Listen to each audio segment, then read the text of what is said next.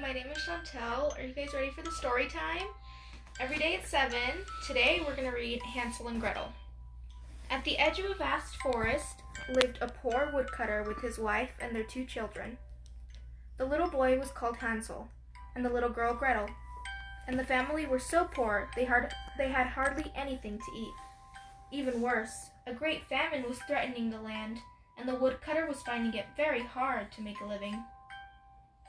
One evening, when the children had gone to bed, the man sighed and said to his wife, "What is to become of us? How are we going to feed our children when we don't have even anything for ourselves?" "Well, I have a good idea," answered his wife. "Tomorrow, early in the morning, we will take the children to the thickest and darkest place in the forest. We will light a fire for them and give them each a piece of bread. Then we will go to our work and leave them there. They will not be able to find the way back home, and we will be rid of them." "No," said the man, "I don't want to do that. How could I abandon my children in the forest? The wild animals will eat them." "Oh, you fool," exclaimed his wife. "If we don't do it, all 4 of us will starve. Is that what you want?" She would give him no peace until he gave in. Hansel and Gretel were so hungry that they could not sleep, and consequently, they heard everything the woman said. Gretel started crying and said, "Oh, Hansel, what are we going to do?" "Hush now, Gretel," said Hansel. "Don't worry. I will find a way to get us out of trouble." When his parents were asleep, Hansel got up, put on his clothes, and slipped outside. The moon was full and bright, and the little stones which lay in front of the house sparkled like silver pieces. Hansel bent down and filled his pockets with as many of the pebbles as he could carry. Then he went back inside and whispered to Gretel, "Sleep in peace, little sister. I have a plan which will save us." Then he went back to bed. Early in the morning, an hour before sunrise, the woman roused the 2 children, shaking them roughly. "Wake up, you lazy children. We all have to go to the forest to gather wood," she snapped. Then she gave each of them a little piece of bread and said, "This is your breakfast, but don't eat it too soon because you won't get any more food today." Gretel put the 2 pieces of bread in her apron because Hansel's pockets were full of stones. Then they set off together to the forest. Before they reached the wood, Hansel stopped to look back at the house. He did this so often that his father became curious. "Why do you keep stopping to look at the house?" he asked. "Watch out you don't trip over your own legs." "I'm looking at my white cat," replied Hansel. "He's sitting on the top of the roof and wants to say goodbye to me." "Fool," said the woman. "That is not your little white cat. That is only the sun rising that shines on the chimney." But of course, Hansel had really been lagging behind so that he could lay a trail with the stones which he had hidden in his pocket. One by one, he dropped the pebbles on the ground.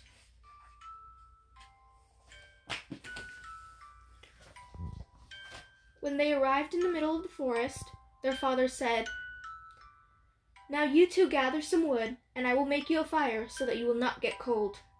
Hansel and Gretel together did as he said, and soon they had made a pile of firewood as tall as a little hill. Their father lit the fire, and when the flames were burning high, his wife said, "Children, sit close by the fire and rest.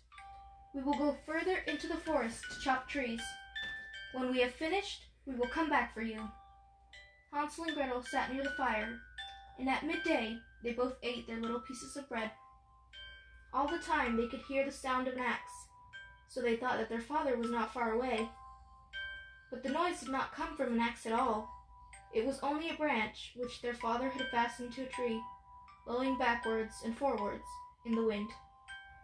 At last the children's eyes closed with exhaustion, and they fell sound asleep. When they finally awoke, it was already dark. Gretel began to cry and said, "How will we find our way back to the house?" "Wait until the moon has risen," answered Hansel, hugging her. "Then we will find our way back." As soon as the moon rose, Hansel took his little sister by the hand, and they followed the path of the little stones, which glittered like silver pieces, and marked the way home. It was almost daylight when they reached home. They knocked at the door, and when the woman opened it and saw it was Hansel and Gretel, she said, "You naughty children! Where have you been all night? We thought you were lost." Their father was delighted to see them and welcomed them into the house. But it wasn't long before once again the children overheard the woman complaining to their father. "We only have half a loaf of bread, and after that is finished, there is nothing left to eat. We have to get rid of the children. We will take them even further into the forest, so that they cannot find their way back. There is no other solution." Their father was heartbroken and thought it would be better to share the last piece of bread with the children instead of sending them away. But the woman did not want to hear any more about it and started to scold him until at last he gave in. When their parents were asleep, Hansel got up and went to gather stones as he had done before, but this time the door was locked and Hansel could not go outside. Nevertheless, he comforted his little sister and said, "Don't worry, I will find a way to get us out of trouble." Early in the morning, the woman got the children out of bed and gave them each a little piece of bread, even smaller than the last time. While they walked to the forest, Hansel kept stopping to drop crumbs on the ground, crumbled from the bread he had in his pocket.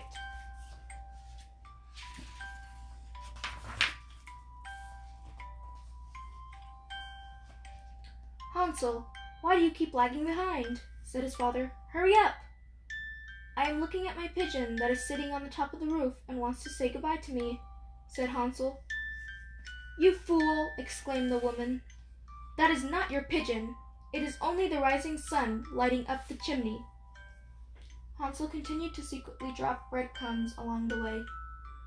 Deeper and deeper into the forest they were taken, where they had never been before in their lives. As before, their father lit a big fire for them, and the woman said, "Stay here by the fire. We are going into the forest to chop trees, and in the evening, when we are finished, we will come to take you home again." At midday, Gretel shared her piece of bread with Hansel, who had crumbled his piece along the road. Then they went to sleep. They did not awake until it was dark, and no one came to fetch them. Hansel comforted his little sister by saying, "Wait, Gretel, until the moon has risen. Then we will be able to see the crumbs I have scattered."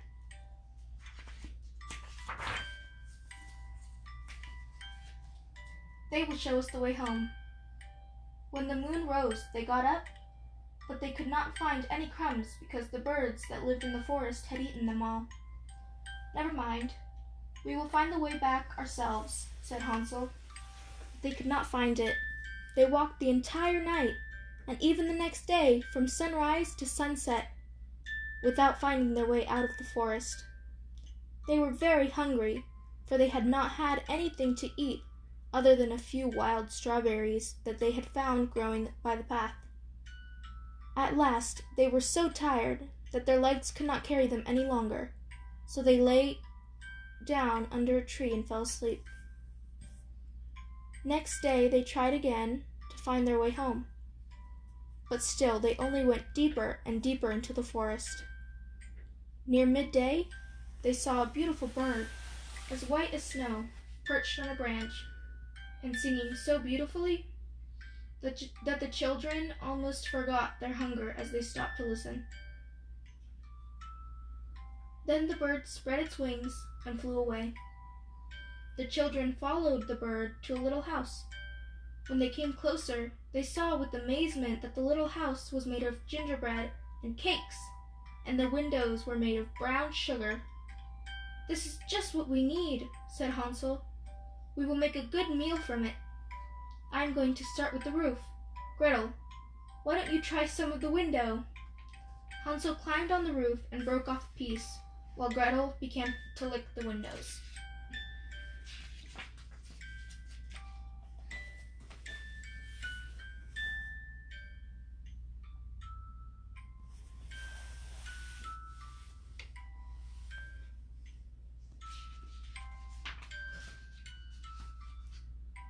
Suddenly, a soft voice came from inside. "Nibble, nibble, mouse, who is nibbling at my house?" And the children answered, the wind, only the wind." They carried on eating without another thought, as they were still very hungry. Hansel, who liked the taste of the roof, tore down a large piece of it, and Gretel pushed out an entire window pane, which she began to nibble. Suddenly, the door opened, and an old, bent woman came creeping out. Hansel and Gretel were so frightened that they dropped their sweets. The old woman nodded her head and said, "My dear children, however did you get here? Come inside and stay with me in my house. You will enjoy it here." She took both the children by the hand and led them into the little house. There she gave them a delicious meal, milk and pancakes with sugar, apples and nuts. Then she prepared 2 little beds, in which Hansel and Gretel were soon fast asleep, thinking they were in heaven. Now this old woman seemed very friendly, but in reality she was a mean witch who caught and ate little children. She had built her little house of gingerbread to trap them. Then she fed them until they were fat enough to eat. This witch didn't have very good eyesight, but she had an excellent sense of smell. When she smelled Hansel and Gretel approaching the house, she laughed an evil cackle and cried, "They will not escape." The next morning she woke Hansel, grabbed him with her shriveled hand, and took him to a small stable where she locked him up behind a door with bars for a window. Then she went back to Gretel and shook her until she awoke. "Get up, you lazy child," she cried. "Go and get me some water so that I can cook something nice for your brother. He is in the stable and has to be fattened up. As soon as he is fat enough, I will eat him." Gretel began to weep, but all in vain. She was forced to do what the witch had ordered. The witch then prepared Hansel some of the best food, but to Gretel she gave only crab shells. Every morning the old woman crept into the stable and cried, "Hansel, stretch out your finger so I can feel if you have become fat." But Hansel stretched out a little bone he had found on the floor, and because the witch was short-sighted, she thought it was his finger, and was surprised that he was not getting any fatter. 4 weeks passed by in this way. Hansel remained thin, and eventually her impatience got the better of her. One day she decided that she could not wait any longer. "Hurry up, Gretel, bring me some water," she ordered the young girl. "Whether Hansel is fat or thin, I will kill him and cook him tomorrow." Gretel wept and wept. "If the wild beasts in the forest had eaten us, we would at least have died together," she sobbed. "Spare me your whining," said the witch. "It will not help you in any way." The following morning, Gretel had to fill the big cooking pot with water and light the fire. "First, we will bake some bread," said the witch. "I have heated the oven and kneaded the dough." She pushed poor Gretel towards the burning flames that came out of the oven. "Creep inside to see whether it is warm enough, so that we can put the bread in." Gretel guessed that once she was inside, the witch would close the door and roast her to eat as well. So she scratched her head and pretended to look puzzled. "I don't know how to get inside," she said. "Oh, you stupid goose," said the witch.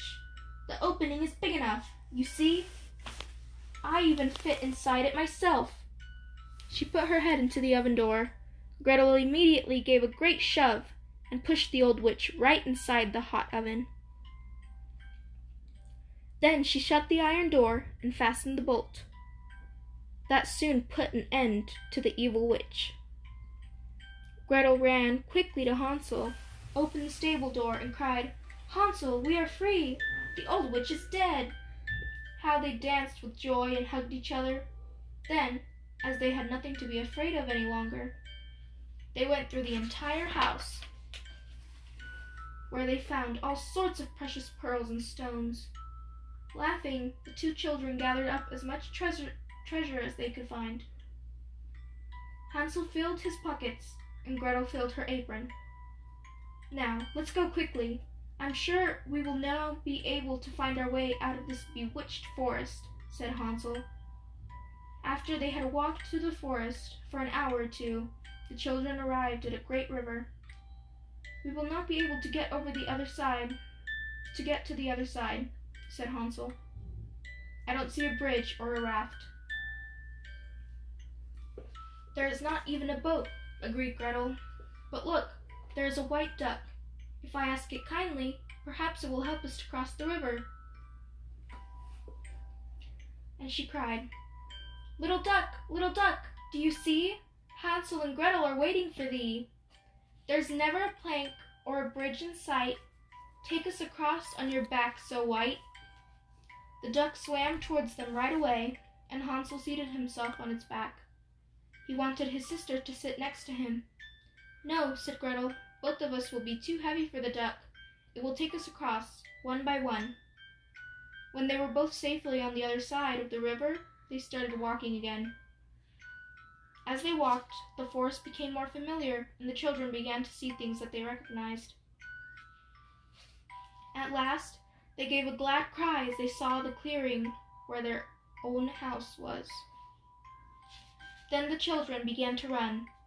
They burst into the house and flung their arms around their father's neck. The man was overjoyed to see his children safe and sound. He had not known one happy hour since he had left them behind in the forest, and his wife was now dead. Gretel emptied her apron pocket, and the pearls and precious stones rolled around the room.